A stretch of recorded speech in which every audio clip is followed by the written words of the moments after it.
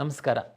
ಕರ್ನಾಟಕ ಪರೀಕ್ಷಾ ಪ್ರಾಧಿಕಾರ ಪ್ರತಿ ವರ್ಷ ಸಾಮಾನ್ಯ ಪ್ರವೇಶ ಪರೀಕ್ಷೆಯನ್ನು ನಡೆಸಿ ಅದರ ಒಂದು ರ್ಯಾಂಕ್ ಆಧಾರದ ಮೇಲೆ ವಿವಿಧ ವೃತ್ತಿಪರ ಕೋರ್ಸುಗಳಿಗೆ ಸೀಟು ಹಂಚಿಕೆಯನ್ನು ಮಾಡುತ್ತೆ. ತಮಗೆಲ್ಲ ಗೊತ್ತಿರುವಂತೆ 2026ನೇ ಸಾಲಿನ ಸಾಮಾನ್ಯ ಪ್ರವೇಶ ಪರೀಕ್ಷೆಯನ್ನು ನಡೆಸುವಂಥದ್ದಕ್ಕೆ ಈಗಾಗಲೇ ನಾವು ಡೇಟನ್ನು ಅನೌನ್ಸ್ ಮಾಡಿದ್ದೀವಿ. ಹಾಗೂ ಜನವರಿ 17ರಿಂದ ಫೆಬ್ರವರಿ 16ನೇ ತಾರೀಕಿನವರೆಗೆ ವಿದ್ಯಾರ್ಥಿಗಳಿಗೆ ಅಪ್ಲಿಕೇಶನ್ ಹಾಕುವಂಥದ್ದಕ್ಕೆ ನಾವು ವ್ಯವಸ್ಥೆಯನ್ನು ಕಲ್ಪಿಸಿದ್ವಿ. ಕಳೆದ ವರ್ಷ ಸಹ ನಾನು ಈ ಕೌನ್ಸಿಲಿಂಗ್ ಪ್ರಕ್ರಿಯೆಯಲ್ಲಿ ಭಾಗಿಯಾಗಿದ್ದರಿಂದ ಅದರ ಹಿಂದಿನ ವರ್ಷ ಸಹ ನಾನು ಈ ಕೌನ್ಸಿಲಿಂಗ್ ನಡೆಸುವಂತಹ ಸಂದರ್ಭದಲ್ಲಿ ವಿದ್ಯಾರ್ಥಿಗಳು ಹಾಗೂ ಪೋಷಕರು ಯಾವ್ಯಾವ ರೀತಿ ಕೌನ್ಸಿಲಿಂಗ್ ಸಂದರ್ಭದಲ್ಲಿ ಸಮಸ್ಯೆಗಳನ್ನ ಎದುರಿಸಿದರು, ಯಾಕೆ ಕೌನ್ಸಿಲಿಂಗ್ ಸಂದರ್ಭ ಈಗಿನ್ನೂ ಅಪ್ಲಿಕೇಶನ್ ಸಂದರ್ಭ ಇದೆ, ಈಗ ಯಾಕೆ ಕೌನ್ಸಿಲಿಂಗ್ ಬಗ್ಗೆ ಅಂತ ತಮಗೆಲ್ಲ ಗೊತ್ತಿರುವಂತೆ ಕರ್ನಾಟಕ ಪರೀಕ್ಷಾ ಪ್ರಾಧಿಕಾರ ಅಪ್ಲಿಕೇಶನ್ ಕೌನ್ಸಿಲಿಂಗ್ ಮಾಡ್ಯೂಲನ್ನು ಡೆವಲಪ್ ಮಾಡಿದೆ. ತಮಗೆಲ್ಲ ಗೊತ್ತಿರುವಂತೆ ನೀವು ಅಪ್ಲಿಕೇಶನ್ ಹಾಕುವಂಥ ಸಂದರ್ಭದಲ್ಲಿ ಯಾವುದೆಲ್ಲ ಮಾಹಿತಿಯನ್ನು ತಾವು ಕೊಡ್ತೀರಾ ಅದೇ ಮಾಹಿತಿಯನ್ನು ಆಧರಿಸಿ ಮುಂದೆ ನಾವು ಕೌನ್ಸಿಲಿಂಗ್ ಮಾಡುವಂಥದ್ದು. ಒಂದು ವೇಳೆ ಈಗ ನೀವೇನಾದ್ರೂ ಅಷ್ಟು ಸೀರಿಯಸ್ ಇಲ್ಲದೇ ಅಪ್ಲಿಕೇಶನ್ ಅಷ್ಟೇ ಅಲ್ಲ ಕೌನ್ಸಿಲಿಂಗ್ ಬಂದಾಗ ನೋಡೋಣ ಅಂತಂದರೆ ಆವಾಗ ನಿಮಗೆ ಮತ್ತೆ ಮಾಡಲಿಕ್ಕೆ ಅವಕಾಶ ಇರಲ್ಲ. ಅದಕ್ಕಾಗಿ ಎಲ್ಲ ವಿದ್ಯಾರ್ಥಿಗಳು ಪೋಷಕರು ಈ ಅಪ್ಲಿಕೇಶನ್ನಲ್ಲಿ ಸರಿಯಾದ ಒಂದು ಜ್ಞಾನವಿಟ್ಟು ಸರಿಯಾದ ಮಾಹಿತಿಯನ್ನು ತುಂಬುವಂಥದ್ದು ನಿಮ್ಮ ಮುಂದಿನ ಕೌನ್ಸಿಲಿಂಗ್ ಪ್ರಕ್ರಿಯೆ ಸರಳವಾಗಿ ನಡೆಯಲಿಕ್ಕೆ ತುಂಬ ಸಹಾಯ ಆಗುತ್ತೆ. ಗ್ರಾಮೀಣ ಪ್ರದೇಶದ ನಗರ ಪ್ರದೇಶದ ಎಲ್ಲ ವಿದ್ಯಾರ್ಥಿಗಳು ನಮ್ಮ ಒಂದು ಅರ್ಜಿ ಸಲ್ಲಿಸೋದ್ರಿಂದ ಹೆಚ್ಚಿನದಾಗಿ ನಾವು ಗ್ರಾಮೀಣ ಪ್ರದೇಶದ ವಿದ್ಯಾರ್ಥಿಗಳಿಗೆ ಅನುಕೂಲ ಆಗುವ ಹಿನ್ನೆಲೆಯಲ್ಲಿ ಸಾಕಷ್ಟು ಈ ಬಾರಿ ನಾವು ಸುಧಾರಣಾ ಕ್ರಮಗಳನ್ನು ಅಳವಡಿಸ್ಕೊಂಡಿದ್ದೀವಿ.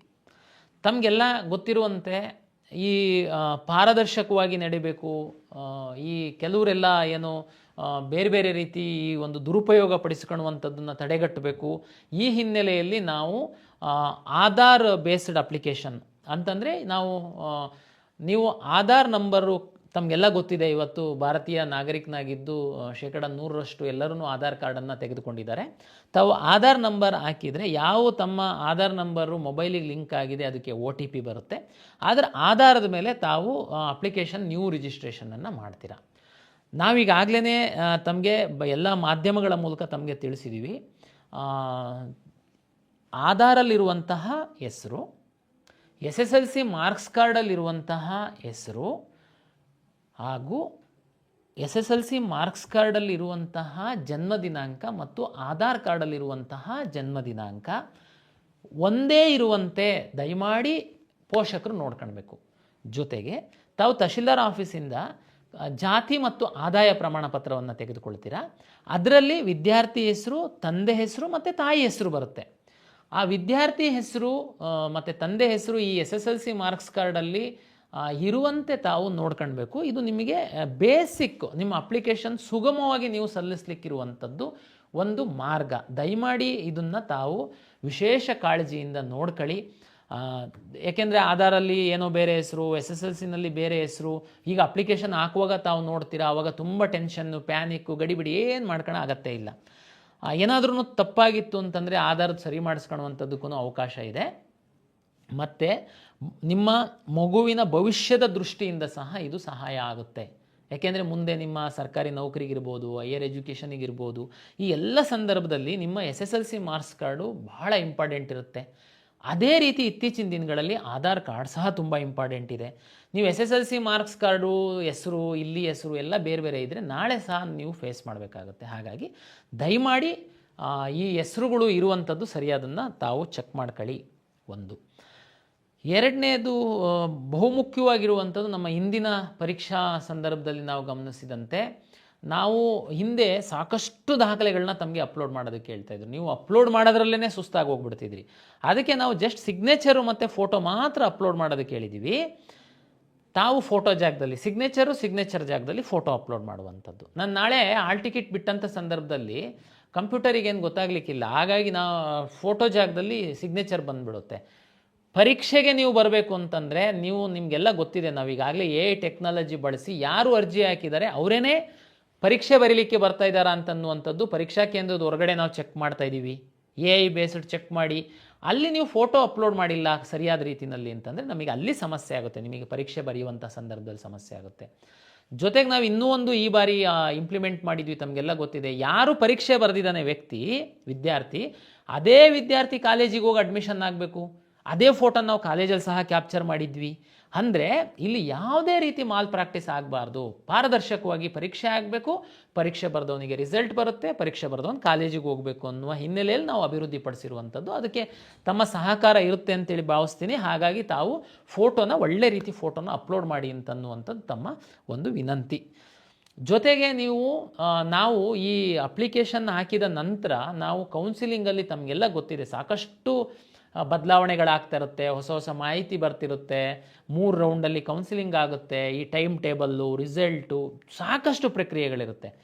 ತಾವು ಕೆಲವರು ಮಾಧ್ಯಮದಲ್ಲಿ ಪೇಪರ್ ನೋಡ್ತೀರಾ, ಪೇಪರ್ ಓದಲ್ಲ, ಎಲ್ಲರೂ ಓದೋದಕ್ಕಾಗಲ್ಲ. ಅದಕ್ಕೆ ನಾವು ಕಳೆದ ವರ್ಷ ಎಫೆಕ್ಟಿವ್ ಆಗಿ ತಮ್ಮದು ರಿಜಿಸ್ಟರ್ಡ್ ವಾಟ್ಸಪ್ ನಂಬರಿಗೆ ನಾವು ಸಾಕಷ್ಟು SMS ಕಳಿಸಿದ್ವಿ. ಈ ಬಾರಿ ಸಹ ಆ ಸಿಸ್ಟಮ್ ಇಟ್ಟಿದ್ದೀವಿ. ಮುಂದುವರೆದು ಇಮೇಲ್ ಸಹ ನಾವು ತಗೊಂಡಿದ್ದೀವಿ, ಇಮೇಲಿಗೆ ಸಹ ನಾವು ಕಳಿಸ್ತೀವಿ. ಪ್ರತಿ ಸಾರಿ ನಾವು ಫ್ಯೂಚರಲ್ಲಿ ತಾವು ಲಾಗಿನ್ ಆಗುವಾಗ OTP ಬರುತ್ತೆ, ಅದು ರೆಗ್ಯುಲರ್ SMS ಬರುತ್ತೆ, ವಾಟ್ಸಪ್ಪಿಗೆ ಬರುತ್ತೆ. ನೀವು ಇಮೇಲ್ ID ಕೊಟ್ಟಿತ್ತು ಅಂತಂದರೆ ಇಮೇಲಿಗೆ ಸಹ ಬರುತ್ತೆ. ಹಾಗಾಗಿ ಇದನ್ನು ನಿಮಗೆ ತುಂಬ ಸರಿಯಾದ ಮಾಹಿತಿ ಸರಿಯಾದ ಸಮಯಕ್ಕೆ ಸಿಕ್ಕಬೇಕು. ನೀವು ಇನ್ಯಾರ್ದೋ ವ್ಯಕ್ತಿಗಳ ಮೇಲೆ ಡಿಪೆಂಡ್ ಆಗಬಾರ್ದು ಅನ್ನುವ ಹಿನ್ನೆಲೆಯಲ್ಲಿ ನಾವು ಮಾಡಿದ್ದೀವಿ. ಹಾಗಾಗಿ ತಾವು ದಯಮಾಡಿ, ಹೌದು ಈಗೆಲ್ಲ ತುಂಬ ವಿದ್ಯಾರ್ಥಿಗಳು ಹಾಸ್ಟೆಲಲ್ಲಿ ಇರ್ತೀರ, ತಮ್ಮದು ಮೊಬೈಲ್ ನಂಬರ್ ಏನು ತಮ್ಮ ಕೈಯಲ್ಲಿ ಇರಲ್ಲ. ಆದರೆ ತಾವು ಹಾಕುವಾಗ ದಯಮಾಡಿ ತಮ್ಮ ಪೇರೆಂಟ್ಸಿಂದು ಮೊಬೈಲ್ ನಂಬರ್ ಹಾಕಿ. ಯಾಕೆಂದರೆ ಈ ಎಕ್ಸಾಮ್ ಮುಗಿದ ಮೇಲೆ ತಾವು ಪೇರೆಂಟ್ಸ್ ಜೊತೆ ಇರ್ತೀರ, ಹಾಗಾಗಿ ನಿಮ್ಮದೇ ಮೊಬೈಲ್ ನಂಬರ್ ಹಾಕಬೇಕಂತೇನಿಲ್ಲ. ಅಟ್ಲೀಸ್ಟ್ ನಿಮ್ಮ ಪೇರೆಂಟ್ಸ್ ಹಾಕಿ. ದಯಮಾಡಿ ಯಾರೋ ಸೈಬರ್ ಸೆಂಟರ್ದು ಇನ್ಯಾರ್ಯಾರ್ದೋ ಥರ್ಡ್ ವ್ಯಕ್ತಿಗಳದ್ದು ಕೊಡಕ್ಕೆ ಹೋಗಬೇಡಿ, ನಾಳೆ ನಿಮಗೆ ತೊಂದರೆ. ಯಾಕೆಂದರೆ ಎಲ್ಲ SMS ವಾಟ್ಸಪ್ದು ನಮ್ಮದು ಇನ್ಫಾರ್ಮೇಷನ್ ಅವ್ರಿಗೆ ಹೋಗ್ಬಿಡುತ್ತೆ. ಹಾಗಾಗಿ ದಯಮಾಡಿ ತಮ್ಮದು ಮೇಲ್ ID ಕ್ರಿಯೇಟ್ ಮಾಡಿ. ಎಲ್ಲ PUC ವಿದ್ಯಾರ್ಥಿಗಳಿದ್ದೀರಾ, ತುಂಬ ಅನುಕೂಲ ಆಗುತ್ತೆ.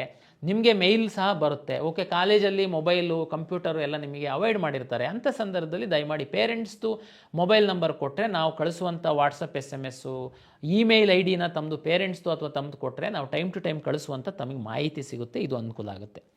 ಓಕೆ, ಈಗ ಮುಖ್ಯವಾಗಿ ಇಡೀ ಅಪ್ಲಿಕೇಶನ್ನಲ್ಲಿ ಸಾಕಷ್ಟು ಸ್ಟೆಪ್ಸ್ ಇದೆ. ಅದೆಲ್ಲದನ್ನು ನಾನು ನಿಮಗೆ ಎಕ್ಸ್ಪ್ಲೈನ್ ಮಾಡಲಿಕ್ಕೆ ಹೋಗಲ್ಲ. ಅದು ನೀವು ಒಂದು ಸರಿ ಅಪ್ಲಿಕೇಶನ್ ಹಾಕಲಿಕ್ಕೆ ಕೂತ್ರೆ ತಮಗೆಲ್ಲ ಗೊತ್ತಾಗುತ್ತೆ. ಕಳೆದ 2 ವರ್ಷಗಳಲ್ಲಿ ತಾವು ಎಲ್ಲಿ ಮಿಸ್ಟೇಕ್ ಮಾಡಿದ್ರಿ, ಎಲ್ಲಿ ನೀವು ಹೆಚ್ಚು ಗಮನ ಕೊಡಬೇಕು ಅನ್ನುವಂಥದ್ದನ್ನು ಮಾತ್ರ ನಾನು ಫೋಕಸ್ ಮಾಡ್ತೀನಿ. ಅಂದರೆ ನಾಳೆ ನಿಮಗೆ ಸೀಟ್ ಅಲಾಟ್ಮೆಂಟಲ್ಲಿ ನಿಮಗೆ ತೊಂದರೆ ಆಗಬಾರ್ದು, ಅದು ನನ್ನ ಮುಖ್ಯ ಕಾಳಜಿ. ವಿಶೇಷವಾಗಿ ನೋಡಿ, ಕರ್ನಾಟಕ ರಾಜ್ಯದಲ್ಲಿ ಮೈನಾರಿಟಿ ಕಾಲೇಜಸ್ ಇದೆ, ಮುಸ್ಲಿಂ ಮೈನಾರಿಟೀಸ್ ಮತ್ತು ಕ್ರಿಶ್ಚಿಯನ್ ಮೈನಾರಿಟೀಸ್ ಕಾಲೇಜಸ್ ಇದೆ. ಈ ಸೀಟ್ ಶೇರಿಂಗಲ್ಲಿ ನಮ್ಮ ಮೆಡಿಕಲ್ ಸೀಟ್ ಶೇರಿಂಗಲ್ಲಿ, ಮೆಡಿಕಲ್ ಮತ್ತು ಡೆಂಟಲಲ್ಲಿ ಶೇರ್ಸು ಬೇರೆ ಬೇರೆ ಥರ ಪ್ಯಾಟ್ರನ್ ಇದೆ. ಅದು ನಾನು ಕೌನ್ಸಿಲಿಂಗ್ ಟೈಮಲ್ಲಿ ಹೇಳ್ತೀನಿ, ಇಲ್ಲಿ ಹೇಳಲಿಕ್ಕೆ ಹೋಗಲ್ಲ. ಇಲ್ಲಿ ನಾನು ಏನು ಹೇಳ್ತೀನಿ ಅಂತಂದರೆ, ಇಲ್ಲಿ KCET ಅಪ್ಲಿಕೇಶನ್ ಹಾಕಿದವರೇ ನೀಟ್ ಸಹ ಎಕ್ಸಾಮ್ ಬರೀತೀರಾ ನೀವು, ನಾವೇನು ಎಕ್ಸಾಮ್ ಕೊಡಲ್ಲ ನಿಮಗೆ. ಆದರೆ ಇದೇ ಅಪ್ಲಿಕೇಶನ್ನಿಗೆ ನಿಮ್ಮದು ನೀಟ್ ರಿಸಲ್ಟ್ ಬಂದಾದಮೇಲೆ ನೀಟ್ ರಿಜಿಸ್ಟ್ರೇಷನ್ ನಂಬರ್ ಎಂಟ್ರಿ ಮಾಡೋದಕ್ಕೆ ನಾವು ಎನೇಬಲ್ ಮಾಡ್ತೀವಿ. ನೀವು ಮತ್ತೊಂದು ಸರಿ ಎಲ್ಲ ಅಪ್ಲಿಕೇಶನ್ ತುಂಬ ಅಗತ್ಯ ಇಲ್ಲ. ನಮ್ಮ ಹತ್ರ 2 ಥರ ಕೆಟಗರಿ ಮಕ್ಕಳಿರ್ತಾರೆ. ಬರೀ ನೀಟ್ ಎಕ್ಸಾಮ್ ಬರೆಯೋರು ಇರ್ತಾರೆ. ನೀವು ಅಪ್ಲಿಕೇಶನ್ ಹಾಕಬೇಕಾ? ಹೌದು, ನೀವು ಅಪ್ಲಿಕೇಶನ್ ಹಾಕಿ, ನೀವು ನಮ್ಮ ಎಕ್ಸಾಮ್ ಬರೆಯೋ ಅಗತ್ಯ ಇಲ್ಲ. ನೀವು ನೀಟ್ ರಿಸಲ್ಟ್ ಬಂದಾಗ ನಾನು ರಿಜಿಸ್ಟ್ರೇಷನ್ ನಂಬರ್ ಹಾಕಕ್ಕೆ ಹೇಳ್ತೀನಿ, ನೀವು ನೀಟ್ ನಂಬರ್ ಹಾಕಿ, ನಮಗೆ ನ್ಯಾಷನಲ್ ಟೆಸ್ಟಿಂಗ್ ಏಜೆನ್ಸಿಯಿಂದ ನಿಮ್ಮದು ಡಾಟಾ ಬಂದಿರುತ್ತೆ, ನಾನು ಅದನ್ನು ನಿಮ್ಮದು ರ್ಯಾಂಕನ್ನು ನಾನು ನಿಮ್ಮ ಅಪ್ಲಿಕೇಶನ್ ಒಳಗಡೆ ಡಿಸ್ಪ್ಲೇ ಮಾಡ್ತೀನಿ. ಕೆಲವು ಮಕ್ಕಳು ನೀವು ನಮ್ಮ KCET ಅಪ್ಲಿಕೇಶನ್ನು ಹಾಕ್ತೀರಾ, ನಮ್ಮ ಎಕ್ಸಾಮ್ನೂ ಬರೀತೀರಾ, ನೀಟ್ ಎಕ್ಸಾಮ್ನೂ ಬರೀತೀರಾ. ನೀವು ಅಪ್ಲಿಕೇಶನ್ ಹಾಕಿರ್ತೀರಾ, ನಮ್ಮದು KCET ಎಕ್ಸಾಮ್ ಬರೀತೀರಾ, ನೀಟ್ ರಿಸಲ್ಟ್ ಬಂದಾಗ ನಿಮಗೆ ಸಹ ನೀಟ್ ನಂಬರ್ ಹಾಕೋದಕ್ಕೆ ನಾವು ಅವಕಾಶ ಕೊಡ್ತೀವಿ. ನಾವು ನ್ಯಾಷನಲ್ ಟೆಸ್ಟಿಂಗ್ ಏಜೆನ್ಸಿಯಿಂದ ನಿಮ್ಮ ರ್ಯಾಂಕನ್ನು ನಾವು ತಗೊಳ್ತೀವಿ. ಏನು ಕನ್ಫ್ಯೂಷನ್ ಬೇಡ. ಇದು 2 ಕೆಟಗರಿ ಮಕ್ಕಳು ನಮಗೆ ಬರುವಂಥದ್ದು. ಹಾಗಾಗಿ ನೀವೀಗ ಇನ್ಫಾರ್ಮೇಷನ್ ಕೊಡುವಂಥದ್ದು ಇಂಪಾರ್ಟೆಂಟು. ಯಾಕೆ ನಾನು ಈ ಪಾಯಿಂಟನ್ನು ಇಲ್ಲಿ ಹೇಳಿದೆ ಅಂದರೆ, ರಿಲಿಜಿಯಸ್ ಮೈನಾರಿಟಿ. ಈಗ ಉದಾಹರಣೆಗೆ ಒಂದು ಮುಸ್ಲಿಂ ವಿದ್ಯಾರ್ಥಿ ಇದ್ದಾನೆ, ಅವನು ನೀಟು ಎಕ್ಸಾಮು ಬರೀತಾನೆ, KCETನೂ ಬರೆದಿರ್ತಾನೆ. ಇಲ್ಲಿ ನೀವು ರಿಲಿಜಿಯಸ್ ಮೈನಾರಿಟಿನ ಅಂತ ನಾವು ಕೇಳಿದಾಗ, ನೀವು ಇಲ್ಲಿ 10 ವರ್ಷ ಕರ್ನಾಟಕದಲ್ಲಿ ಓದಿರುವಂಥದ್ದು ಮತ್ತು ನಿಮ್ಮ ರಿಲಿಜಿಯಸ್ ಮೈನಾರಿಟಿಗೆ ಸಂಬಂಧಪಟ್ಟಂತೆ ನಿಮ್ಮ ಒಂದು ಮಾಹಿತಿನ ತಹಶೀಲ್ದಾರ್ ಆಫೀಸಿಗೆ ಕೊಟ್ಟು, ತಹಶೀಲ್ದಾರಿಂದ ಒಂದು RD ನಂಬರ್ ಇರುವಂಥ ಒಂದು ಸರ್ಟಿಫಿಕೇಟನ್ನು ನೀವು ತಗೊಳ್ಬೇಕು. ನೀವು ತಗೊಂಡಿರಲ್ಲ. ನಾಳೆ ನಾನು ಎಡಿಟ್ ಆಪ್ಷನ್ ಎಲ್ಲ ಬಿಟ್ಟಾಗಲೂ ನೀವು ಸುಮ್ಮನೆ ಇರ್ತೀರಾ. ಮೆಡಿಕಲ್ ಸೀಟಿಗೆ ನೀವು ಪಾರ್ಟಿಸಿಪೇಟ್ ಮಾಡಿರ್ತೀರಾ. ನಾನು ರಿಸಲ್ಟ್ ಪಬ್ಲಿಷ್ ಮಾಡಿದಾಗ ರಿಲಿಜಿಯಸ್ ಮೈನಾರಿಟಿ ಕಾಲೇಜ್ಗಳಲ್ಲಿ ಕಟ್ ಆಫು ಸ್ವಲ್ಪ ಜಾಸ್ತಿ ನಿಮ್ಗಿಂತನೂ ಕಡಿಮೆ ಇರೋರಿಗೆ ಸಿಕ್ಬಿಟ್ಟಿರುತ್ತೆ. ಅವಾಗ ನೀವು ಬರ್ತೀರಾ, ಏನು ಸರ್ ಇದು ಅನ್ಯಾಯ, ನನಗೂ ಸಿಕ್ಕಿಲ್ಲ ಅವ್ರಿಗೆ ಸಿಕ್ಕಿದೆ. ಯಾಕೆಂದರೆ ನೀವು ರಿಲಿಜಿಯಸ್ ಮೈನಾರಿಟಿ ಸರ್ಟಿಫಿಕೇಟ್ ಹಾಕಿರಲ್ಲ. ಹಾಗಾಗಿ ದಯಮಾಡಿ ಈ ಮೆಡಿಕಲ್ಲು ಡೆಂಟಲ್ಲಿಗೆ ಸಂಬಂಧಪಟ್ಟಂತೆ 2 ವಿಷಯ ನಾನು ಕಳೆದ ವರ್ಷ ತುಂಬ ಇದು ಮಾಡಿದ್ದೀನಿ. ನೀವು ರಿಲಿಜಿಯಸ್ ಮೈನಾರಿಟಿ ಸರ್ಟಿಫಿಕೇಟ್ ಹಾಕುವಂಥದ್ದನ್ನು ದಯಮಾಡಿ ಹಾಕಿ ನೀವು ಆ ಸೌಲಭ್ಯ ಪಡಿಬೇಕು ಅಂತಂದರೆ. ಆಮೇಲೆ ಲಿಂಗ್ವಿಸ್ಟಿಕ್ ಮೈನಾರಿಟಿ ನೋಡಿ, ಭಾಷಾ ಅಲ್ಪಸಂಖ್ಯಾತ ಒಂದು ಮೀಸಲಾತಿ ಅಡಿ ಒಂದಷ್ಟು ಕಾಲೇಜುಗಳು ಕರ್ನಾಟಕದಲ್ಲಿ ರನ್ ಆಗುತ್ತೆ. ತಮಗೆಲ್ಲ ಗೊತ್ತಿರುವಂತೆ ಕರ್ನಾಟಕದಲ್ಲಿ ತಮಿಳು, ತೆಲುಗು, ಉರ್ದು ಮತ್ತು ತುಳು, ಕೊಡವ ಇದಕ್ಕೆ ಮಾತಾಡುವಂತಹ ಏನು ಅಲ್ಪಸಂಖ್ಯಾತರಿದ್ದೀರಾ, ಈ ಭಾಷೆಯನ್ನು ಮಾತಾಡುವಂಥವರು ನೀವು 1ರಿಂದ 12th ಸ್ಟ್ಯಾಂಡರ್ಡ್ ತನಕ ಯಾವುದಾದ್ರೂ ಒಂದು ಬೋರ್ಡ್ ಎಕ್ಸಾಮ್ ಮಾಡಿರಬೇಕು ಮತ್ತು 10 ವರ್ಷ ಕರ್ನಾಟಕದಲ್ಲಿ ಓದಿರಬೇಕು. ಇದಕ್ಕೆ ನೀವು ಸರ್ಟಿಫಿಕೇಟ್ ಹಾಕಬೇಕು. ಈ ಕಾಲೇಜ್ಗಳಲ್ಲಿ ನೀವು ಮೆಡಿಕಲ್ ಆರ್ ಡೆಂಟಲ್ ಸೀಟ್ ತಗೊಳ್ಬೇಕು ಅಂತಂದರೆ ನೀವು ಲಿಂಗ್ವಿಸ್ಟಿಕ್ ಮೈನಾರಿಟಿ ಸರ್ಟಿಫಿಕೇಟ್ನ ಹಾಕಬೇಕು. ಈ ಸರ್ಟಿಫಿಕೇಟು 1 to 10th ಅಂತಂದರೆ ನಿಮ್ಮ HM ಹಾಕ್ತಾರೆ, ಇವರು ಇಂಥ ಭಾಷೆ ಮಾತೃಭಾಷೆ ಇವ್ರದ್ದಿದೆ ಅಂತ, ಅದು BO ದೃಢೀಕರಣ ಮಾಡ್ತಾರೆ. ಫಸ್ಟ್ PUC ಸೆಕೆಂಡ್ PUCದು ನಿಮ್ಮದು ಕಾಲೇಜ್ ಪ್ರಿನ್ಸಿಪಾಲ್ ಸೈನ್ ಮಾಡ್ತಾರೆ, ಅದನ್ನು ನಿಮ್ಮ DDPU ಕೌಂಟ್ರ್ ಸೈನ್ ಮಾಡ್ತಾರೆ. ಇದು ಯಾವುದೇ ಆನ್ಲೈನ್ ಇಶ್ಯೂ ಆಗಲ್ಲ, ಆಫ್ಲೈನ್ ಮಾಡುವಂಥದ್ದು. ಈ ಸರ್ಟಿಫಿಕೇಟನ್ನು ಹಾಕಿ ನೀವು ಲಿಂಗ್ವಿಸ್ಟಿಕ್ ಮೈನಾರಿಟಿ ಕ್ಲೈಮ್ ಮಾಡಿತ್ತು ಅಂತಂದರೆ ಈ ಲಿಂಗ್ವಿಸ್ಟಿಕ್ ಮೈನಾರಿಟಿ ಕಾಲೇಜ್ ಏನಿದೆ ಮೆಡಿಕಲ್ ಡೆಂಟಲ್ಲು, ಅಲ್ಲಿ ನೀವು ಸೀಟನ್ನು ನಿಮಗೆ ತಗೊಳ್ಳುವಂಥದ್ದಕ್ಕೆ ಅನುಕೂಲ ಆಗುತ್ತೆ. ರೇಷಿಯೋ ಜಾಸ್ತಿ ಇರುತ್ತೆ, ನಿಮ್ಮದು ಕಟ್ ಆಫ್ ಸ್ವಲ್ಪ ಕಡಿಮೆ ಇರುತ್ತೆ. ನೀವು ಅಪ್ಲಿಕೇಶನ್ ಹಾಕುವಾಗ ನೀವು ಇದನ್ನು ಹಾಕದೆ ನಮ್ಮದು ಕೌನ್ಸಿಲಿಂಗ್ ಫಸ್ಟ್ ರೌಂಡ್ ಶುರು ಆದಮೇಲೆ ನೀವು ಬಂದು ನಮಗೆ ತುಂಬ ರಿಕ್ವೆಸ್ಟ್ ಮಾಡ್ತೀರಾ. ಆವಾಗ ದಯಮಾಡಿ ತಾವು ಅರ್ಥ ಮಾಡ್ಕೊಳ್ಳಿ, ಕೌನ್ಸಿಲಿಂಗ್ ಶುರು ಆದಮೇಲೆ ನಾವು ಮಧ್ಯದಲ್ಲಿ ಯಾರಿಗೆ ಬಿಡಲ್ಲ. ಅಂದರೆ ಉದಾಹರಣೆಗೆ ನೀವು ರಿಸಲ್ಟ್ ಬಿಟ್ಟಾದಮೇಲೆ ಫಸ್ಟ್ ರೌಂಡ್ ರಿಸಲ್ಟ್ ಬರುತ್ತೆ, ಬಂದಾದಮೇಲೆ ನಿಮಗೆ ರಿಯಲೈಸ್ ಆಗಿಬಿಡುತ್ತೆ, ನಾನು ಲಿಂಗ್ವಿಸ್ಟಿಕ್ ಮೈನಾರಿಟಿ ಹಾಕ್ಬಿಟ್ಟಿತ್ತು ಅಂದರೆ ನನಗೆ ಸೀಟ್ ಸಿಕ್ಬಿಡ್ತಿತ್ತು ಇಂಥ ಕಾಲೇಜಲ್ಲಿ ನಾನು ಆವಾಗ ನೀವು ತಂದೆ ತಾಯಿ ಕರ್ಕೊಂಬರ್ತೀರಾ. ಆವಾಗ ನಾವು ಮಾಡೋದಕ್ಕೆ ಆಗಲ್ಲ, ಮಧ್ಯದಲ್ಲಿ ನಿಮಗೆ ತೋರಿಸೋದಕ್ಕೆ ಬರಲ್ಲ. ಒಂದ್ಸರಿ ಕೌನ್ಸಿಲಿಂಗ್ ಶುರು ಆದಮೇಲೆ ರಿಸಲ್ಟ್ ಅನೌನ್ಸ್ ಮಾಡಿದ ಮೇಲೆ ಸೆಕೆಂಡ್ ರೌಂಡ್ ತನಕ ಮಧ್ಯದಲ್ಲಿ ಯಾರಿಗೆ ಬಿಡಲ್ಲ. ಹಾಗಾಗಿ ದಯಮಾಡಿ medical, dental, linguistic and religious minority ಇನ್ಸ್ಟಿಟ್ಯೂಷನ್ಸಲ್ಲಿ ಸೀಟು ಪಡೆಯುವಂತಹ ವಿದ್ಯಾರ್ಥಿಗಳು ದಯಮಾಡಿ ನಮ್ಮ ವೆಬ್ಸೈಟಲ್ಲಿ ಈ ಸರ್ಟಿಫಿಕೇಟ್ಗಳು ಡ್ರಾಫ್ಟ್ ಪ್ರತಿಗಳನ್ನ ಹಾಕಿದ್ದೀವಿ, ಅದನ್ನು ಡೌನ್ಲೋಡ್ ಮಾಡ್ಕೊಂಡು ಆ ಸರ್ಟಿಫಿಕೇಟನ್ನು ತೆಗೆದುಕೊಂಡು ಇಟ್ಕೊಳ್ಳಿ. ಇದು ಬಹಳ ಇಂಪಾರ್ಟೆಂಟ್ ಇದೆ. ಮತ್ತು ಅಪ್ಲಿಕೇಶನ್ ಹಾಕುವಾಗ ಸಹ ತಾವು ಹಾಕಬೇಕು. ಮತ್ತು ಇನ್ನೊಂದು ಇಂಪಾರ್ಟೆಂಟ್ ವಿಷಯ, SC ST ಮತ್ತು ಕೆಟಗರಿ 1 ಮಕ್ಕಳಿಗೆ, SC ST ಅವರಿಗೆ 10 ಲಕ್ಷದ ತನಕ ಆದಾಯ ಇದ್ದಂಥವರಿಗೆ ನೀವು ಇಂಜಿನಿಯರಿಂಗು ಯಾವುದು ನಮ್ಮದು medical, engineering, dental, pharm sciences ಯಾವುದು ಸೀಟ್ ತಗೊಳ್ಳಿ, ನಿಮಗೆ ಫೀಸ್ ಕಟ್ಟುವಂಥ ಅಗತ್ಯ ಇಲ್ಲ. ನಮ್ಮಲ್ಲಿ ನೀವು ಫೀಸ್ ಕಟ್ಟಬೇಕು. ಯಾವಾಗ ಸೋಷಲ್ ವೆಲ್ಫೇರ್ ಡಿಪಾರ್ಟ್ಮೆಂಟಿಂದ ನಿಮಗೆ ಫೀಸು ರೀಎಂಬರ್ಸ್ ಆದಮೇಲೆ ನೀವು ಫೀಸ್ ಕಟ್ಟಬೇಕು.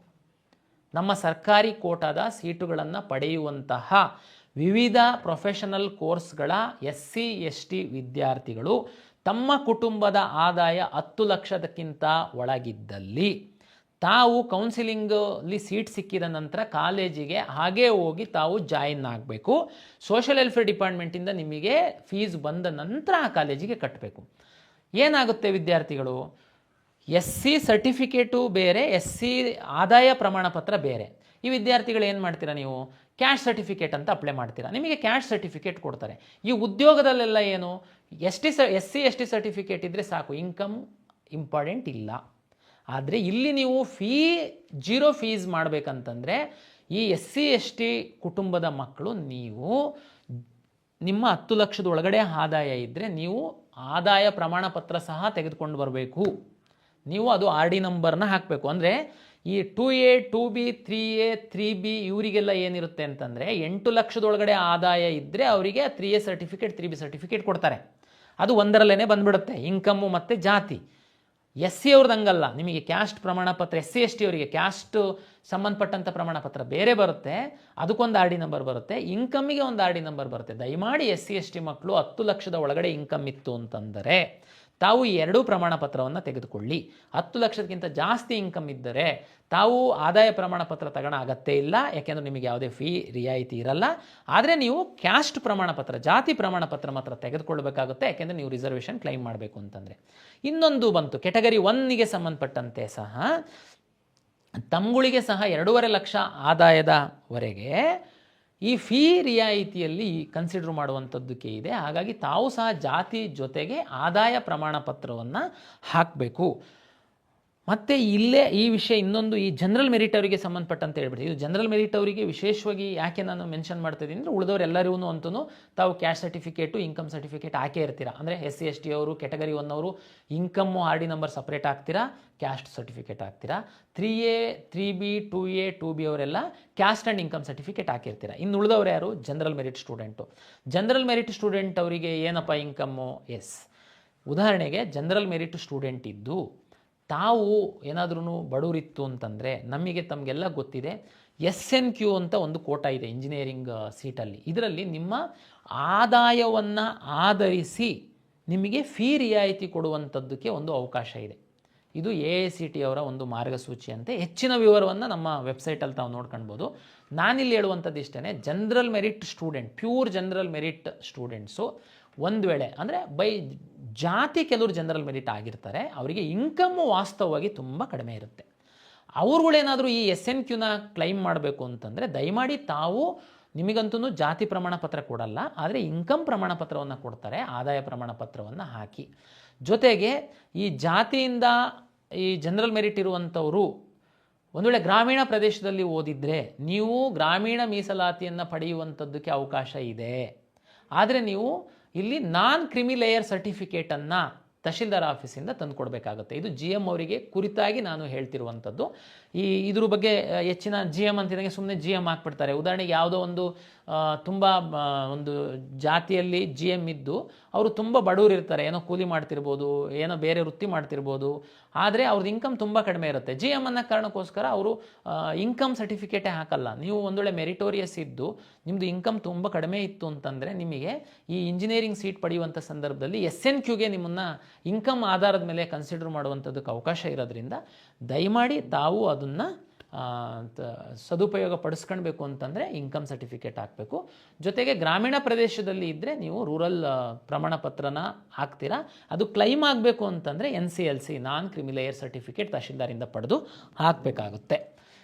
ಇದು GM ಎಲ್ಲ ಕ್ಯಾಸ್ಟಿಗೆ ಸಂಬಂಧಪಟ್ಟಂತೆ. ಇದು ಎಲ್ಲ ನಿಮ್ಮ ಸೀಟು ಕರ್ನಾಟಕದಲ್ಲಿ ಆರಿಜೆಂಟಲ್ ಮತ್ತು ವರ್ಟಿಕಲ್ ರಿಸರ್ವೇಷನ್ ಮೇಲೆ ಸೀಟ್ ಅಲಾಟ್ ಮಾಡುವಂಥದ್ದು ಅವಕಾಶ ಇರೋದ್ರಿಂದ, ಎಲ್ಲ ಗ್ರೂಪ್ಗಳಿಗೆ ಒಂದು ಸೀಟ್ಗಳ ರಿಸರ್ವ್ ಆಗಿರೋದ್ರಿಂದ, ನಿಮ್ಮ ರ್ಯಾಂಕು ಮತ್ತು ರಿಸರ್ವೇಷನ್ ಮೇಲೆ ನಿಮಗೆ ಸೀಟ್ ಅಲಾಟ್ ಆಗೋದ್ರಿಂದ ನಿಮ್ಮ ಜಾತಿ ಮತ್ತು ಆದಾಯ ಪ್ರಮಾಣ ಪತ್ರಕ್ಕೆ ಸಂಬಂಧಪಟ್ಟಂತೆ ಸರಿಯಾದ ಮಾಹಿತಿಯನ್ನು ಕೊಡುವಂಥದ್ದನ್ನು ಅಪ್ಲಿಕೇಶನ್ ಸ್ಟೇಜಲ್ಲಿ ಮಾಡಿ ಎನ್ನುವಂಥದ್ದು ನಾನು ಪೋಷಕರು ವಿದ್ಯಾರ್ಥಿಗಳಿಗೆ ನನ್ನ ಕಡೆಯಿಂದ ವಿನಂತಿ.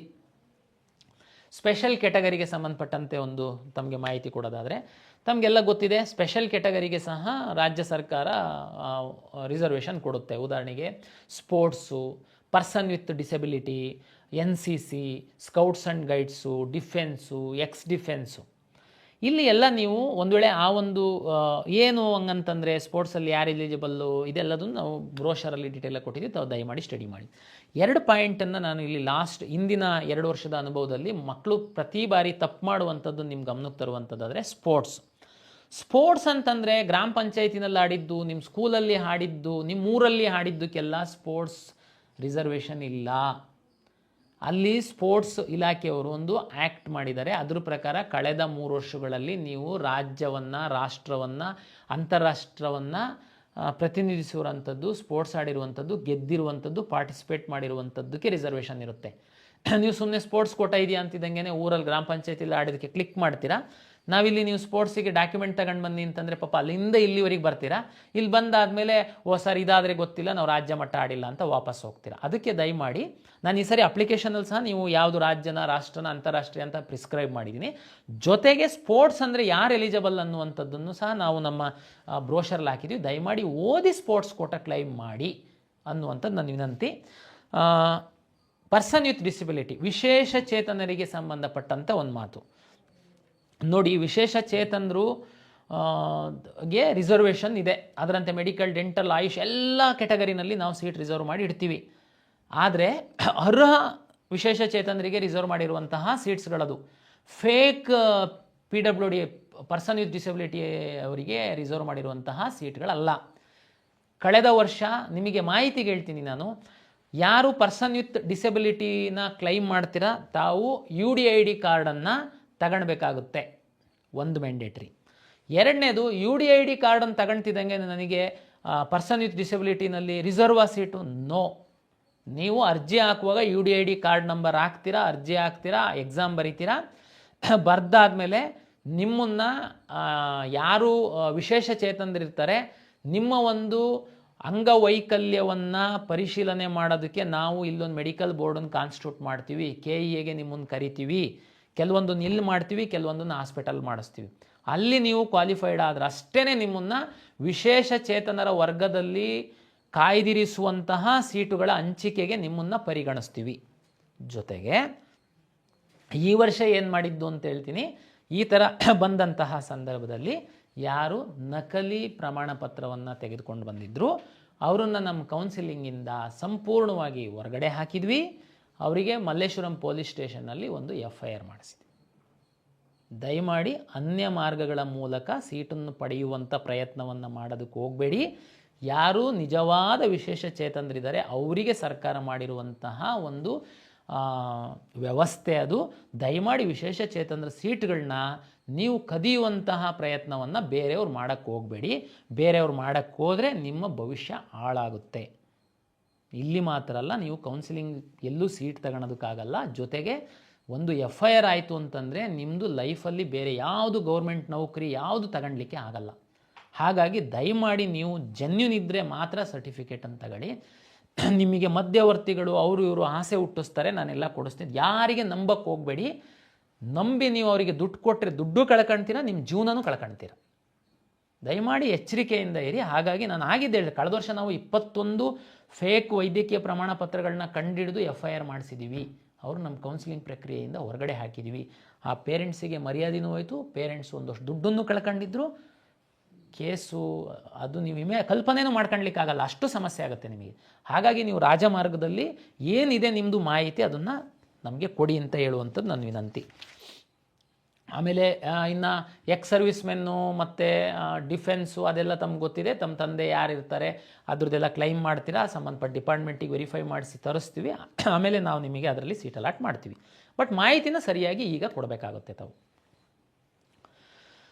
ನಾವು ವಿದ್ಯಾರ್ಥಿಗಳು ಕ್ಯಾಸ್ಟು ಇನ್ಕಮ್ಮು 371J ಗೆಲ್ಲ ಸಂಬಂಧಪಟ್ಟಂತೆ, ಜೊತೆಗೆ ಯಾರು ಸ್ಯಾಟ್ಸಲ್ಲಿ ಇದೆ ನಂಬರು ಅವ್ರದ್ದೆಲ್ಲದೂ SSLC ರಿಜಿಸ್ಟರ್ ನಂಬರ್ ಹಾಕಿದರೆ PU SSLC ಬೋರ್ಡಿಂದ PU ಬೋರ್ಡಿಂದ ನಮಗೆ ಡಾಟಾ ಬರುತ್ತೆ, ವೆರಿಫಿಕೇಷನ್ ಆಗುತ್ತೆ. ಕನ್ನಡ ಮೀಡಿಯಮ್ಮು, ರೂರಲ್ಲು, ಈ ಲಿಂಗ್ವಿಸ್ಟಿಕ್ ಮೈನಾರಿಟಿ ಇನ್ನೂ ಆನ್ಲೈನಲ್ಲಿ ಸರ್ಟಿಫಿಕೇಟ್ ಇಶ್ಯೂ ಆಗ್ತಿಲ್ಲ.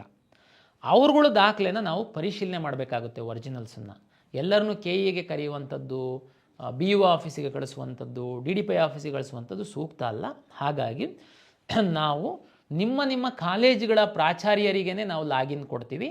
ನಿಮ್ಮ ಈ ಯಾವ ಆನ್ಲೈನ್ ಸರ್ಟಿಫಿಕೇಟ್ ಇಶ್ಯೂ ಆಗಿಲ್ಲ, ನಾನೀಗ ಹೇಳಿದೆ ಅಲ್ಲ, ಇವತ್ತು ಆನ್ಲೈನಲ್ಲಿ ಯಾವ್ಯಾವ ಸರ್ಟಿಫಿಕೇಟ್ ಇಶ್ಯೂ ಆಗ್ತಾಯಿದೆ: religious minority certificate, all caste and income certificate, 371J certificate, ನಿಮ್ಮ ಸ್ಟಡಿ ಡೀಟೇಲ್ಸ್ PU ಬೋರ್ಡಲ್ಲಿರುವಂಥದ್ದು, SSLC ಬೋರ್ಡಲ್ಲಿರುವಂಥದ್ದು ನಮ್ಗೆ ಆನ್ಲೈನಲ್ಲಿ ಫೆಚ್ ಆಗಿ ಬರುತ್ತೆ.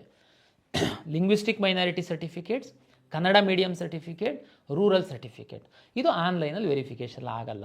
ಹಾಗಾಗಿ ಯಾರು ಇದನ್ನು ಕ್ಲೈಮ್ ಮಾಡ್ತಾರೆ ನಾವು ಒಂದು ವೆರಿಫಿಕೇಷನ್ ಮಾಡಬೇಕಾಗುತ್ತೆ. ಅದಕ್ಕೆ ನಾವೇನು ಮಾಡಿದ್ದೀವಿ, ಯಾರು ಪ್ಯೂರ್ ಜನರಲ್ ಮೆರಿಟ್ ಬರ್ತಾರೆ ಅವ್ರದ್ದು ಬೋರ್ಡಿಂದನೇ ನಮಗೆ ಸ್ಯಾಟ್ಸಲ್ಲಿ 7 ವರ್ಷದ ಸ್ಟಡಿ ಡೀಟೇಲ್ಸು ಫೆಚ್ ಆಗುತ್ತೆ. SSLC ಯಾರು PUC ಒಂದು ಎಕ್ಸಾಮನ್ನು ಇಲ್ಲಿ ಬರೆದಿರುವಂಥದ್ದು ಪ್ರೂವ್ ಆಗುತ್ತೆ. ಅವರು ಎಲ್ಲೂ ವೆರಿಫಿಕೇಷನಿಗೆ ಹೋಗೋ ಅಗತ್ಯ ಇಲ್ಲ. ನಿಮಗೆ ನಿಮ್ಮ ಅಪ್ಲಿಕೇಶನ್ ಡೌನ್ಲೋಡ್ ಆಗಿಬಿಡುತ್ತೆ. ನಿಮಗೆ ಅಂದರೆ ನೀವು ಸಬ್ಮಿಟ್ ಮಾಡಿರೋ ಅಪ್ಲಿಕೇಶನ್ ಫೀಸ್ ಕಟ್ತಿದಂಗೆ ನಿಮಗೆ ಡೌನ್ಲೋಡ್ ಆಗುತ್ತೆ. ಯಾರ್ದು 7 ಇಯರ್ಸು ಸ್ಟಡಿ ಡೀಟೇಲ್ಸು ಕಾರಣಾಂತರದಿಂದ ಫೆಚ್ ಆಗಲ್ಲ, ಉದಾಹರಣೆಗೆ ICSE ಇರ್ಬೋದು, CBSE ಇರ್ಬೋದು, ಯಾರು ಈ Kannada medium, rural, linguistic minority claim ಮಾಡ್ತೀರಾ ರಿಸರ್ವೇಷನ್ಸು, ತಮಗೆ ನೀವು ಅಪ್ಲಿಕೇಶನ್ ಸಬ್ಮಿಟ್ ಮಾಡಿದ ಮೇಲೆ ಒಂದು ಕ್ಲೈಮ್ ಸ್ಲಿಪ್ ಅಂತ ಮಾತ್ರ ಬರುತ್ತೆ. ನಿಮ್ಮದು ಅಪ್ಲಿಕೇಶನ್ನು ಡೌನ್ಲೋಡ್ ಆಗಲ್ಲ. ನಿಮಗೆ ಏನೇನು ಸಬ್ಮಿಟ್ ಮಾಡಿ ಡೌನ್ಲೋಡ್ ಆಗಲ್ಲ. ಅದರಲ್ಲಿ ಹೇಳ್ತೀರಾ ನೀವು ಇದೆಲ್ಲ ಕ್ಲೈಮ್ ಮಾಡಿದ್ದೀರಾ. ದಯಮಾಡಿ ತಾವು ತಮ್ಮ ಕಾಲೇಜಿನ ಪ್ರಾಂಶುಪಾಲರ ಬಳಿ ಅಥವಾ ಹತ್ತಿರದ ಯಾವುದೇ ಸರ್ಕಾರಿ PU ಕಾಲೇಜಲ್ಲಿ ಹೋಗಿ ನೀವು ಮೂಲ ದಾಖಲೆಗಳನ್ನು ತೋರಿಸಿ ಅಂತ, ಅಲ್ಲಿ ಪ್ರಾಂಶುಪಾಲರು ನಿಮ್ಮ ಮೂಲ ದಾಖಲೆಗಳನ್ನ ನೋಡಿ ಅವರು ಓಕೆ ಮಾಡ್ತು ಅಂತಂದರೆ ಆಮೇಲೆ ನಿಮಗೆ ಅಪ್ಲಿಕೇಶನ್ ಡೌನ್ಲೋಡ್ ಆಗುತ್ತೆ. ಏನು ಸರ್ ಇದು ಅಪ್ಲಿಕೇಶನ್ ಡೌನ್ಲೋಡು ಮತ್ತು ನಾವೇನು ಸಬ್ಮಿಟ್ ಮಾಡಿದ್ದೀವಿ ಅಂತ ಗೊತ್ತಾಗಲ್ಲ, ಏನು ನಮಗೆ ಕೊಟ್ಟರೆ ಯಾಕೆ ಇದು ಮಾಡಿದ್ವಿ ಅನ್ನೋದನ್ನು ಹೇಳ್ಬಿಡ್ತೀನಿ. ಲಾಸ್ಟ್ ಇಯರ್ ನಾವೇನು ಮಾಡಿದ್ವಿ, ಅಪ್ಲಿಕೇಶನನ್ನು ನಿಮಗೆ ಡೌನ್ಲೋಡ್ ಆಗ್ತಾಯಿತ್ತು, ಕೆಳಗಡೆ ಬರೆದಿದ್ವಿ. ಕೆಲವೊಂದು ಆನ್ಲೈನಲ್ಲಿ ವೆರಿಫೈ ಆಗಿರ್ತಿತ್ತು, ಕೆಲವೊಂದು ವೆರಿಫೈ ಆಗಿರ್ತಿರ್ಲಿಲ್ಲ. ಇದು ಯಾವುದು ವೆರಿಫೈ ಆಗಿಲ್ಲ ಅದು ಕೆಳಗಡೆ ಹಾಕಿದ್ವಿ. To be verified, please visit your college principal and verification ಮಾಡ್ಕೊಳ್ಳಿ. ಅಪ್ಲಿಕೇಶನ್ ಹಾಕಿ ಡೌನ್ಲೋಡ್ ಮಾಡ್ಕೊಂಡವ್ರು ಅದನ್ನು ತೆಗೆದು ಓದಲಿಲ್ಲ ವಿದ್ಯಾರ್ಥಿಗಳು. ಕಾಲೇಜಿಗೆ ಹೋಗಿ ನೀವು ವೆರಿಫಿಕೇಷನ್ನೇ ಮಾಡ್ಕೊಳ್ಳಲಿಲ್ಲ ಯಾವುದೂ. ಕೌನ್ಸಿಲಿಂಗ್ ಶುರು ಮಾಡಿದ್ವಿ. ಶುರು ಮಾಡ್ತಿದ್ದಂಗೆ ಲಾಗಿನ್ ಆದರೆ ಅಲ್ಲಿ ನಿಮ್ಮದು ಸ್ಟಾಪ್ಡ್ ಫ್ರಮ್ ಕೌನ್ಸಿಲಿಂಗ್ ಅಂತ, ಇವ್ರದ್ದು ಸರ್ವರ್ ಸರಿ ಇಲ್ಲ, ಅದು ಸರಿ ಇಲ್ಲ, ಇದು ಸರಿ ಇಲ್ಲ, ಬೊಬ್ಬೆ. ತೆಗೆದು ನೋಡಿದರೆ ನೀವು document verify, Kannada medium claim ಮಾಡಿದ್ದೀರಾ, ನೀವು ಕಾಲೇಜಿಗೆ ಹೋಗಿ ಅದನ್ನು ತೋರಿಸೇ ಇಲ್ಲ. ಲಿಂಗ್ವಿಸ್ಟಿಕ್ ಕ್ಲೈಮ್ ಮಾಡಿದ್ದೀರಾ, ಕಾಲೇಜಿಗೆ ಹೋಗಿ ತೋರಿಸೇ ಇಲ್ಲ. ಇಲ್ಲಿ ಬಂದು ನೀವು ಹಂಗೆ, ನಾನು ಎಷ್ಟೋ ವಿದ್ಯಾರ್ಥಿಗಳಿಗೆ ಫೋನ್ ಮಾಡಿದವರಿಗೆ ಜಸ್ಟ್ ನಿಮ್ಮ ಅಪ್ಲಿಕೇಶನಲ್ಲಿ ಲಾಸ್ಟಲ್ಲಿ ನೋಡಿ ಅಂತ ಹೇಳೋದು. ಅಲ್ಲಿ ನೀವು ಕಾಲೇಜಿಗೆ ಹೋಗಿ ವೆರಿಫೈ ಮಾಡಿಸ್ಕೊಳ್ಳಿ ಅಂತ ಬರ್ದಿದೆ ಸರ್, ಹೋಗಿದ್ದೀರಾ? ಇಲ್ಲ ಸರ್ ಹೋಗಲಿಲ್ಲ. ಅದಕ್ಕೇ ಸರ್ ನಿಮಗೆ ಅಪ್ಲಿಕೇಶನ್ನೇ ಕೊಡಲ್ಲ ನಾನು. ಕ್ಲೈಮ್ ಯಾರು GM ಇದ್ದೀರಾ, ನಿಮ್ಮದು 7 years ಸ್ಟಡಿ ಬಂದಿದೆ, ಒಂದು any 10th or PU board exam ಆಗಿರೋದು ಬಂದಿದೆ, ನಿಮಗೆ ಅಪ್ಲಿಕೇಶನ್ ಬರುತ್ತೆ, ನೀವೆಲ್ಲೂ ವೆರಿಫಿಕೇಷನಿಗೆ ಹೋಗೋ ಅಗತ್ಯ ಇಲ್ಲ. ನಿಮಗೆ ಆಲ್ ಟಿಕೆಟ್ ಬರುತ್ತೆ, ಮುಂದೊಂದು ದಿನ ನಿಮಗೆ ಕೌನ್ಸಿಲಿಂಗ್ ಶುರುವಾದಾಗ ನಿಮಗೆ ವೆರಿಫಿಕೇಷನ್ ಸ್ಲಿಪ್ ಸಹ ಬರುತ್ತೆ, ಇನ್ಕ್ಲೂಡಿಂಗ್ ರ್ಯಾಂಕ್ಸು ಅದರಲ್ಲಿ ಇನ್ಕಾರ್ಪೊರೇಟ್ ಆಗಿ. ಯಾರು ಯಾವುದಾದ್ರೂ ರಿಸರ್ವೇಷನ್ ಕ್ಲೈಮ್ ಮಾಡಿದ್ದೀರಾ, ದಯಮಾಡಿ ತಾವು ಕಾಲೇಜಿಗೆ ವಿಸಿಟ್ ಮಾಡಿ ಒರಿಜಿನಲ್ ರಿಸರ್ವೇಷನ್ ಏನು ಕ್ಲೈಮ್ ಮಾಡಿದ್ದೀರಾ ಕನ್ನಡ ಮತ್ತು ರೂರಲ್ ಲಿಂಗ್ವಿಸ್ಟಿಕ್ ಇದ್ರದ್ದು ತೋರಿಸ್ಬೇಕು. ಅಲ್ಲಿ ವೆರಿಫೈ ಆದಮೇಲೆ ನಿಮಗೆ ಅಪ್ಲಿಕೇಶನ್ ಬರುತ್ತೆ. ಈ ಸರಿ ನಾವು ಕಳೆದ ವರ್ಷ ಯಾರೆಲ್ಲ ವೆರಿಫಿಕೇಷನ್ ಮಾಡಿದ್ರು ಅವ್ರದ್ದೆಲ್ಲದೂ ಆಟೋ ಫೆಚ್ ಆಗಂಗೆ ಮಾಡಿದ್ವಿ. SSLC ಮಾರ್ಕ್ಸ್ ಕಾರ್ಡ್ದು ರಿಜಿಸ್ಟ್ರೇಷನ್ ನಂಬರ್ ಹಾಕಿದ್ರು ಒಂದಷ್ಟು ನಿಮಗೆ ಆಟೋ ಫೆಚ್ ಆಗುತ್ತೆ. ಫಿಲ್ ಮಾಡುವಂಥದ್ದನ್ನು ತುಂಬ ಕಡಿಮೆ ಮಾಡಿದ್ದೀವಿ. ಅಪ್ಲೋಡ್ ಮಾಡುವಂಥದ್ದು ಫೋಟೋ ಮತ್ತು ಸಿಗ್ನೇಚರ್ ಮಾತ್ರ ಇಟ್ಟಿದ್ದೀವಿ. ಹಾಗಾಗಿ ಅಪ್ಲಿಕೇಶನ್ ತುಂಬ ಸರಳ ಆಗಿದೆ ಅಂತ ನಾನು ಭಾವಿಸಿದ್ದೀನಿ. ನೀವು ಅದನ್ನು ತುಂಬಲಿಕ್ಕೆ ಶುರು ಮಾಡಿದಾಗ ನಿಮಗೆ ಅದು ಎಕ್ಸ್ಪೀರಿಯನ್ಸ್ ಆಗುತ್ತೆ. ಗಡಿಬಿಡಿ ಮಾಡಬೇಡಿ, ನಾಳೆಯಿಂದ ಅಪ್ಲಿಕೇಶನ್ ಲೈವ್ ಮಾಡ್ತಾಯಿದ್ದೀವಿ. ಯಾರು ಪ್ಯೂರ್ GM ಇದ್ದೀರಾ ನೀವು ಬೇಕಾದರೆ ತುಂಬಿ. ಯಾವುದಾದ್ರೂ ರಿಸರ್ವೇಷನ್ ಕ್ಲೈಮ್ ಮಾಡುವಂಥವ್ರು ಈಗಾಗಲೇ ನಾನೇನು ಎಕ್ಸ್ಪ್ಲೈನ್ ಮಾಡಿದ್ದೀನಿ, ದಯಮಾಡಿ ಸಮಾಧಾನವಾಗಿ ಆ ಸರ್ಟಿಫಿಕೇಟ್ನೆಲ್ಲ ತೆಗೆದಿಟ್ಕೊಂಡು ಆಮೇಲೆ ಕಂಪ್ಯೂಟ್ರ್ ಮುಂದ್ಗಡೆ ಕೂತ್ಕೊಳ್ಳಿ. ಈಗ ಹೋಗೋದು, ಅರ್ಧ ಮಾಡೋದು, ಬಿಡೋದು, ಸುಮ್ಮನೆ ಈ ಕಡೆ ಓದೋದು ಆಗಲ್ಲ, ಈ ಕಡೆ ಟೆನ್ಷನ್ ಆಗುತ್ತೆ. ಅದ್ರ ಬದಲು ಏನೇನು ಅಪ್ಲಿಕೇಶನ್ಸಲ್ಲಿ ಏನೇನು ಡಾಕ್ಯುಮೆಂಟ್ ಬೇಕು ಅಂತನ್ನುವಂಥದ್ದಿದೆ, ಅದನ್ನೆಲ್ಲ ರೆಡಿ ಮಾಡಿ ಇಟ್ಕೊಂಡು ಕೂತ್ಕೊಂಡ್ರೆ ಅರ್ಧ ಗಂಟೆಲಿ ನೀವು ಅಪ್ಲಿಕೇಶನ್ ತುಂಬೋದು. ನಾವು PCM ಆಧರಿಸಿ ಇಂಜಿನಿಯರಿಂಗ್ ರ್ಯಾಂಕ್ ಕೊಡ್ತೀವಿ, PCB ಆಧರಿಸಿ ವೆಟರ್ನರಿ ಕೆಲವೊಂದು ಕೋರ್ಸ್ಗಳಿಗೆ ಕೊಡ್ತೀವಿ, PCMB ಆಧರಿಸಿ ನಾವು ಅಗ್ರಿಕಲ್ಚರಿಗೆ ಕೊಡ್ತೀವಿ. ಹಂಗಾಗಿ ನೀವು ಕೆಲವರೆಲ್ಲರೂ ಯಾವ ಎಕ್ಸಾಮ್ ಬರೀಬೇಕು ಅನ್ನೋದನ್ನು ಕೇಳಿದ್ದೀವಿ. ಈ ನೀಟಿಗೆ ಸಂಬಂಧಪಟ್ಟಂಥದ್ದು ನಮಗೆ 2-3 ಥರದ ಕೆಟಗರಿ ವಿದ್ಯಾರ್ಥಿಗಳು ಬರ್ತೀರಾ. CET ಬರೀತೀರಾ, ನೀಟು ಬರೀತೀರಾ, CET ಬರೆಯೋದೇ ಇಲ್ಲ, ನೀಟನ್ನು ಮಾತ್ರ ಬರೀತೀರಾ. ಈ ನಮ್ಮ CET ಯಾವುದೂ ಬರೆಯಲ್ಲ, ನೀವು ಅಲೈಡ್ ಹೆಲ್ತ್ ಸೈನ್ಸಸ್ಸಿಗೆ ಮಾತ್ರ ನೀವು ಪಾರ್ಟಿಸಿಪೇಟ್ ಮಾಡಬೇಕು, ಅದಕ್ಕೆ ಬರೀ PUC ಮಾರ್ಕ್ಸ್ ಮೇಲೆ ರ್ಯಾಂಕ್ ಕೊಡ್ತೀವಿ. ಹಾಗಾಗಿ ಇದನ್ನು ನಾವು ಲಾಸ್ಟ್ ಪೇಜಲ್ಲಿ ನಮ್ಮ ಅಪ್ಲಿಕೇಶನಲ್ಲಿ ಮಾಡಿದ್ದೀವಿ. ನೀಟಿಗೆ ಮಾತ್ರ, ಬರೀ ನೀಟನ್ನು ಮಾತ್ರ ಬರೀತಿರೋರು ನೀವು ಈಗ ಅಪ್ಲಿಕೇಶನ್ ರಿಜಿಸ್ಟ್ರು ಮಾಡಿ ನೀಟ್ ರಿಜಿಸ್ಟ್ರ್ ನಂಬರ್ ಎಂಟ್ರಿ ಮಾಡೋದಕ್ಕೆ ಅವಕಾಶ ಈಗೇನಿರಲ್ಲ. ಗಡಿಬಿಡಿ ಮಾಡು. ಅಕಸ್ಮಾತ್ ಈಗ ಮಾಡಲಿಲ್ಲ, ಏನು ಚಿಂತೆ ಮಾಡೋಕ್ಕೆ ಹೋಗಬೇಡಿ. ನೀವು ಬರೀ ನೀಟ್ ವಿದ್ಯಾರ್ಥಿಗಳಿಗೆ, ನಾವು ಇದಾದಮೇಲೆ ಬರೀ ನೀಟ್ ವಿದ್ಯಾರ್ಥಿಗಳಿಗೆ ಸಹ 1 ವಾರ ವಿಂಡೋ ಓಪನ್ ಮಾಡ್ತೀವಿ. ಅದಕ್ಕೆ ಈಗ ಮಾಡಿಟ್ಟರೆ ತುಂಬ ಸಂತೋಷ. KCET ಎಕ್ಸಾಮು ಬರೀತಿರೋರು, ನೀಟು ಬರೀತಿರೋರು ದಯಮಾಡಿ ನೀವು KCET ಅಪ್ಲಿಕೇಶನ್ ಹಾಕುವಾಗ ಹಾಕಿ ನೀಟಿನ ತಲೆಬಿಸಿ ಮಾಡಬೇಡಿ. ನೀವು ನೀಟು ರಿಸಲ್ಟು ಬಂದ ನಂತರ ನಾವು ನಿಮಗೆ ನೀಟ್ ರಿಜಿಸ್ಟ್ರ್ ನಂಬರ್ನ ಲಿಂಕ್ ಮಾಡೋದಕ್ಕೆ ಕೊಡ್ತೀವಿ. ಆವಾಗ ಲಿಂಕ್ ಮಾಡಿದರೆ ಸಾಕು, ಅದು ಫೆಚ್ ನಾವು ಮಾಡ್ಕೊಂಡು ನಿಮ್ಮ ವೆರಿಫಿಕೇಷನ್ ಸ್ಲಿಪ್ಪಲ್ಲಿ ನೀಟ್ ರ್ಯಾಂಕ್ ಡಿಸ್ಪ್ಲೇ ಆಗಂಗೆ ನಾವು ಮಾಡ್ತೀವಿ. ಹಾಗಾಗಿ ಗಡಿಬಿಡಿ ಮಾಡಬೇಡಿ, ಆರಾಮಾಗಿ ನೀವು ಮಾಡಬೇಕು. ಆಮೇಲೆ ಫಾರ್ಮಸಿಗೆ ಸಂಬಂಧಪಟ್ಟಂತೆ ಡಿಪ್ಲೊಮೊ ಫಾರ್ಮಸಿದು ಸಹ ಸರಿ ಅಲೈಡ್ ಹೆಲ್ತ್ ಸೈನ್ಸಸ್ಸು, ನರ್ಸಿಂಗ್ ಎಲ್ಲ ತಮ್ಗೆ ಗೊತ್ತಿದೆ, ನಮ್ಮ ಕಡೆಯಿಂದನೇ ಸೀಟ್ ಅಲಾಟ್ ಆಗ್ತಾಯಿದೆ. ಮುಂದಿನ ವರ್ಷ ಈ ಫಾರ್ಮಸಿಗೆ ಸಂಬಂಧಪಟ್ಟಂತೆ ಸಹ ನಾವು ನಿಮ್ಮ PUC ಮಾರ್ಕ್ಸ್ ಮೇಲೆ ಅಲಾಟ್ ಮಾಡುವಂಥದ್ದಿದೆ. ಅಥವಾ ಅಪ್ಲಿಕೇಶನ್ ನೋಡಿದರೆ ಗೊತ್ತಾಗುತ್ತೆ. ರಿಜಿಸ್ಟ್ರು ಮಾಡಿ. ಅಲೈಡ್ ಹೆಲ್ತ್ ಸೈನ್ಸಸ್ಸು ಮತ್ತು ಫಾರ್ಮಸಿ, B ಫಾರ್ಮಾ ಇದಕ್ಕೆಲ್ಲ ಸಂಬಂಧಪಟ್ಟಂತೆ ತಮಗೆಲ್ಲ ಗೊತ್ತಿದೆ. KCET ಬರೀದೆ ನಿಮ್ಮ PU ಮಾರ್ಕ್ಸ್ ಮೇಲೆ ನಾವು ರ್ಯಾಂಕನ್ನು ಕೊಡುವಂಥದ್ದು. ಅದಕ್ಕಾಗಿ ನೀವು ಅಲ್ಲಿ ಇನ್ಸ್ಟ್ರಕ್ಷನ್ಸ್ ನೋಡಿದರೆ ಗೊತ್ತಾಗುತ್ತೆ.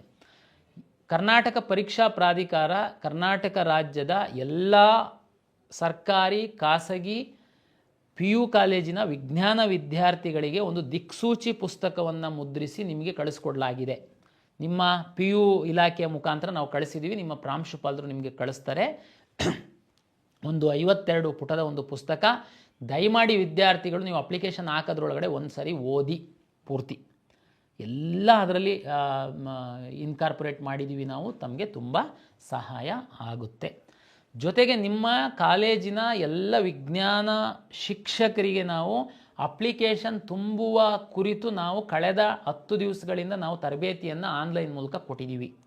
ಏನೇ ಡೌಟ್ಸ್ ಇತ್ತು ಅಂತಂದ್ರೂ ತಾವು ತಮ್ಮ ಕಾಲೇಜಿನ ಇವರಿಗೆ ಉಪನ್ಯಾಸಕರಿಗೆ ಕೇಳಿದರೆ ಅವರು ಸಹ ಕ್ಲಾರಿಫೈ ಮಾಡ್ತಾರೆ. ಜೊತೆಗೆ ನಾನು ಹೇಳಿದಂತೆ ನೀವು ಕಾಲೇಜಲ್ಲೇ ಆ ಸೌಲಭ್ಯನ ಬಳಕೆ ಮಾಡಬೇಕು. ಕಾಲೇಜವರಿಗೆ ಸಹ ನಾವು ರಿಕ್ವೆಸ್ಟ್ ಮಾಡಿದ್ವಿ, ದಯಮಾಡಿ ತಾವು ಕಾಲೇಜಲ್ಲೇ ಅಪ್ಲಿಕೇಶನ್ ಹಾಕ್ಸಿ ಅಂತ. ಸೈಬರ್ ಸೆಂಟ್ರಿಗೆ ಹೋಗಿ ಅಪ್ಲಿಕೇಶನ್ ಹಾಕಬೇಡಿ, ಅಲ್ಲಿಂದ ನಿಮಗೆ ತೊಂದರೆ ಆಗುತ್ತೆ ಅಂತ ಖಂಡಿತ ನಾನು ಹೇಳಲ್ಲ. ಆದರೆ ಸೈಬರ್ ಸೆಂಟ್ರಿಗೆ ಹೋಗಿ ಅಪ್ಲಿಕೇಶನ್ ಹಾಕುವಾಗ ದಯಮಾಡಿ ವಿದ್ಯಾರ್ಥಿ ಅವರ ಪಕ್ಕದಲ್ಲಿ ಕುಳಿತುಕೊಂಡು ನಮ್ಮ ದಿಕ್ಸೂಚಿ ಒಂದು ಸರಿ ಓದಿ ನಿಮ್ಮ ಮೀಸಲಾತಿ ನಿಮ್ಮ ಮಾಹಿತಿಯನ್ನು ಸರಿಯಾಗಿ ತುಂಬಿ, ನಿಮ್ಮ ಅಥವಾ ನಿಮ್ಮ ಪೋಷಕರ ಮೊಬೈಲ್ ನಂಬರನ್ನೇ ಕೊಡಿ, ನಿಮ್ಮ ಅಥವಾ ನಿಮ್ಮ ಪೋಷಕರ ಇಮೇಲ್ ಐ ಡಿನೇ ಕೊಡಿ. ದಯಮಾಡಿ ಆ ಸೈಬರ್ ಸೆಂಟರ್ ಅವರಿಗೆ ಪೂರ್ತಿ ಕೊಟ್ಬಿಟ್ಟು ನೀನೇ ಅಪ್ಲಿಕೇಶನ್ ಹಾಕು ಅಂತ ಹೇಳಕ್ಕೆ ಹೋಗಬೇಡಿ. ಅಲ್ಲಿ ಏನಾಗುತ್ತೆ ಪ್ರಾಬ್ಲಮ್ಮು, ಆ ಅಪ್ಲಿಕೇಶನ್ ಅವ್ರು ಹಾಕೋದ್ರ ಜೊತೆಗೆ OTPಗೋಸ್ಕರ ಅವ್ರ ಮೊಬೈಲ್ ನಂಬರ್ ಹಾಕ್ತಾರೆ, ನಾವೆಲ್ಲ ಇನ್ಫಾರ್ಮೇಷನ್ ಅವ್ರಿಗೆ ಕಳಿಸ್ತಿರ್ತೀವಿ. ಕೌನ್ಸಿಲಿಂಗ್ ಟೈಮಲ್ಲಿ ನಿಮಗೇನು ಕಮ್ಯುನಿಕೇಷನ್ ಆಗಲ್ಲ. ಹಾಗಾಗಿ ಎಲ್ಲರ ಮನೆಯಲ್ಲಿ ಕಂಪ್ಯೂಟರ್ ಇರುತ್ತೆ ಅಂತ ನಾನು ಹೇಳಲ್ಲ. ಹಾಗಾಗಿ ನೀವು ಊರಲ್ಲಿರುವಂಥ ನಮ್ಮ ಗ್ರಾಮ 1 ಕೇಂದ್ರಗಳಲ್ಲಿ ಸೈಬರ್ ಸೆಂಟ್ರಲ್ಲಿ ನೀವು ಡಿಪೆಂಡ್ ಆಗ್ಬೋದು, ನೀವು ಹೋಗ್ಬೋದು. ಬಟ್ ಆದರೆ ನೀವು ಅವರ ಜೊತೆ ಕುತ್ಕೊಂಡು ನಿಮ್ಮ ಅಪ್ಲಿಕೇಶನ್ ತುಂಬಿ ಸಬ್ಮಿಟ್ ಮಾಡಬೇಕು ಅನ್ನೋದು ವಿದ್ಯಾರ್ಥಿಗಳಿಗೆ, ಪೋಷಕರಿಗೆ ನನ್ನ ವಿನಂತಿ. ಯಾರು ಗಡಿಬಿಡಿ ಮಾಡಬೇಡಿ, ಅಪ್ಲಿಕೇಶನ್ನ ಸರಿಯಾದ ರೀತಿ ತುಂಬಿ. ಈಗೇನೋ ತಪ್ಪಾಕಿ ಸಬ್ಮಿಟ್ ಮಾಡಿಬಿಟ್ಟೆ, ತಪ್ಪಾಗಿ ಹೋಗ್ಬಿಡು, ಏನು ಚಿಂತೆ ಮಾಡಬೇಡಿ. ನಾವು ಲಾಸ್ಟ್ ಡೇಟ್ ತನಕ ಎಡಿಟಿಗೆ ಆಪ್ಷನ್ ಇಟ್ಟಿರ್ತೀವಿ.